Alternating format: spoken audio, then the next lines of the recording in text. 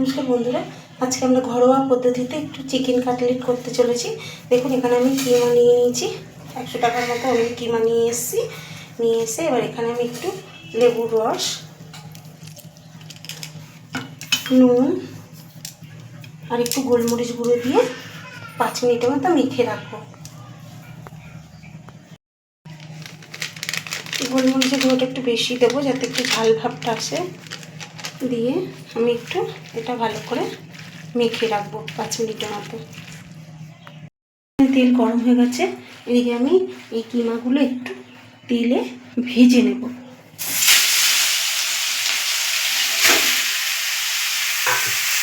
স্বাদটা একটু ভালো আনার জন্য সামান্য একটু চিনি দিয়ে দেবো।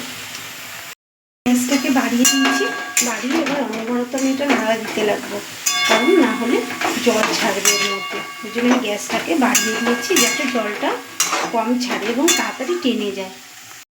দেখুন আমি ভাতের মধ্যে কয়েকটা আলু নিয়ে নিয়েছিলাম টুকরো করে, সেটা আমি একটু সিদ্ধ করে নিয়েছি। সিদ্ধ করে এবারে এটা আমি হাতে একটু নুন হলুদ দিয়ে এটাকে ভালো করে একটু মেখে নেব। আর হলুদ দিয়ে এটাকে আমরা ভালো করে একটু মেখে নেব। বন্ধুরা কতটা জল দিয়েছে, ওর জন্য আমি গ্যাসটাকে পুরো বাড়িয়ে দিয়ে এটাকে আমি নাড়াচাড়া দেবো যাতে জলটা টেনে যায়।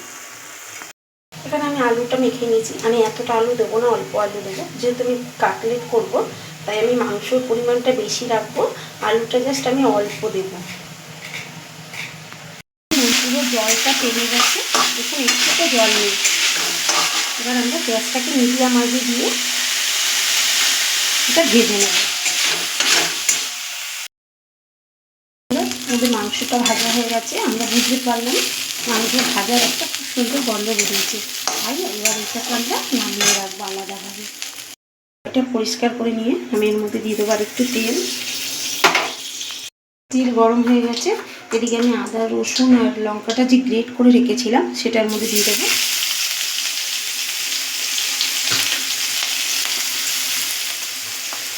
লঙ্কাটা হাতে কুচিয়ে নিয়েছি, আদা রসুনটা গ্রেট করে নিয়েছি।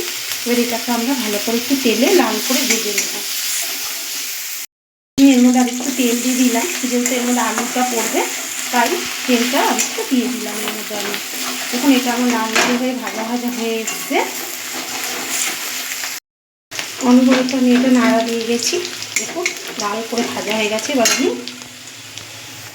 এর অর্ধেকটা দেবো, সব আলু দিলে আলুটা বেশি হয়ে যাবে, খেতে অতটা ভালো লাগবে না। আমি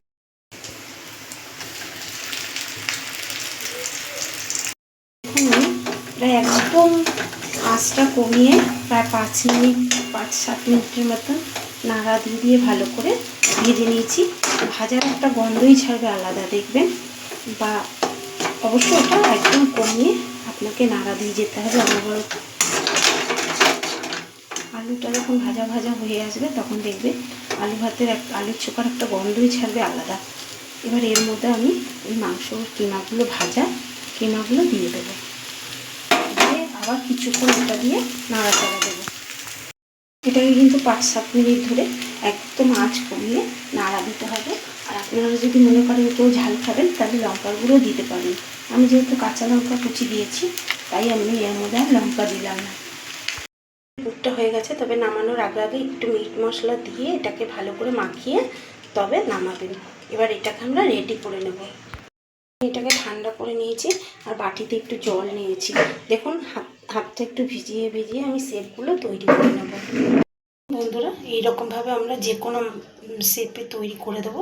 এই দেখুন আমি এইভাবে কত রকম চৌকো, গোল, নিমকি বিভিন্ন ধরনের আমি এরকমভাবে 3-4 রকমের শেপ তৈরি করে নিয়েছি। আমি আর একটা করছি, এটা আমি গোল করছি। এরকম খুব আলতো হাতে এরকম 2 হাত চেপে আস্তে আস্তে এরম করে 2 হাতে এরম করে আস্তে আস্তে শেপটা এরম দিতে হবে। দেখুন